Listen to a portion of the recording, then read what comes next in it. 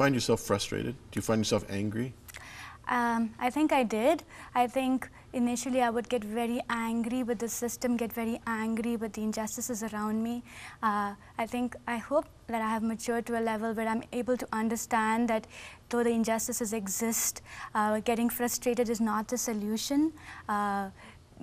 Looking at the problem and trusting God to work is what is important, and then focusing on the lives that are changed, the lives that do experience deliverance from the caste system and the exploitation, and the hope that they bring, that really keeps me motivated and takes away the frustration. Tell me a story about one of these deliverances, someone who came from the depths into a whole new way of life. Well, one of them could be probably a woman called Jangama, who she wasn't a Devadasi, but she was a 30-year-old woman when I had met her. She was in a tiny slum. She was bound to her slum. She was a mother of 2 children. Her husband had burnt her a few years ago because of dowry exploitation.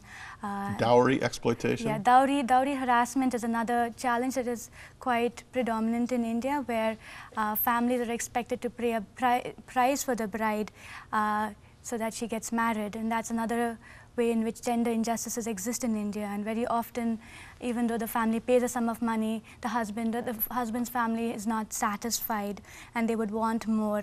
And when the woman and her family are not able to provide more, they will harass the woman, they'll beat her up, they'll abuse her.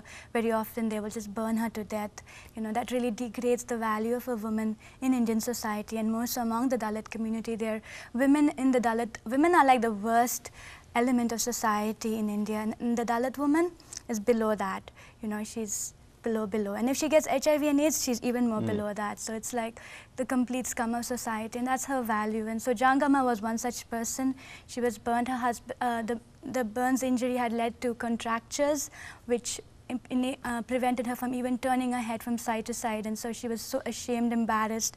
She didn't want to move out of her house, and we were able to visit with her, talk to her, get her into a government's free program where we had restorative surgery for her. And the change and hope that has brought about in her life through that, you know, the joy that she has that she's beautiful, the joy that she has that she has become an advocate for other women who are suffering exploitation, that they don't need to put up with it, that they can fight against the system, that they have a value and dignity that's not dependent on how much dowry their families are able to give or what men in society think about them. And watching her life change, she's now running her own petty business. She sells vegetables. She makes enough money to provide for her children, and she visits us regularly. So stories like that give us hope. I should say. Now, as you know, I work in the HIV and AIDS field mainly in Southern Africa, other parts of the world, mainly Southern Africa right now. And I'm very concerned about the orphans and widows that HIV is creating. I know that there are official governmental estimates on the prevalence of HIV in India, and I think it's pretty low. Yes. What's your experience? What's your sense of prevalence rate among the people you're working with? Yes, well, the government estimates are as about approximately 0.1%, which in absolute numbers is quite significant. Well, with a billion people, yeah. With 1.2, and the estimates are about 3.5 to around 4 million people. But a lot of NGOs and other like-minded organizations that are doing work amongst the HIV and AIDS communities are saying that the numbers are actually escalating, and so therefore may not be a more accurate estimate of what really is happening. I think the thing to remember or to understand is it's not about the numbers. No. You know, I mean, each person affected by HIV and AIDS is very, very significant, and how HIV and AIDS just changes the financial status of the community, the life of the family. I've seen families where one person gets HIV and AIDS and the whole family stems down into poverty, you know, one by one. They sell their cow, they take a loan, they're just downhill. I mean, it's like a death sentence, so to speak, not just for that person, but for the whole family that depends on that person. Now, are the churches rallying around your work? I mean, your work is fairly recent. Are local churches saying, hey, we want to help and we want to support, we want to encourage, we want to provide volunteers?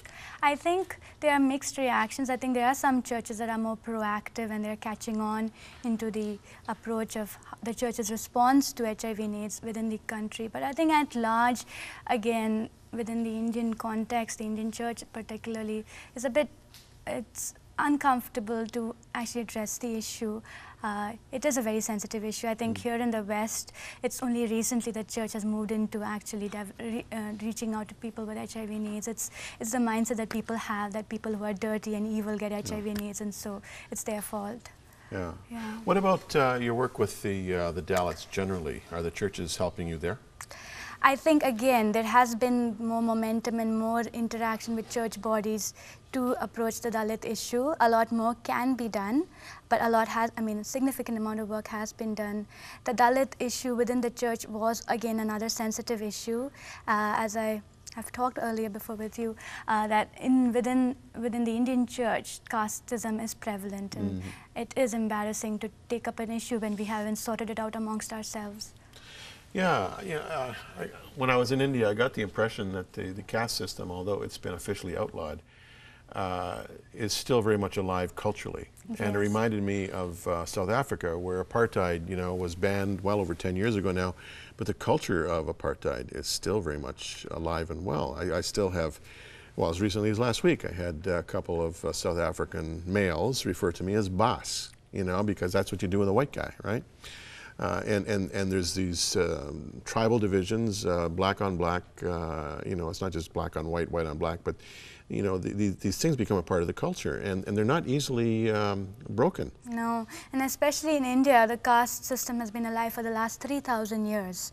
So it is deeply ingrained into our society, into our mindsets, whether we recognize it or accept it or not. It has definitely, affected our worldview in India. And more so in the caste system was embraced by the church. In various parts of South India, you will have churches which are meant for upper caste and churches which are meant for lower caste, and they don't intermingle. And issues such as this have to be challenged and really, flushed out, I would say, from the system. Do you have a website? I do not have a website, no. Right, okay.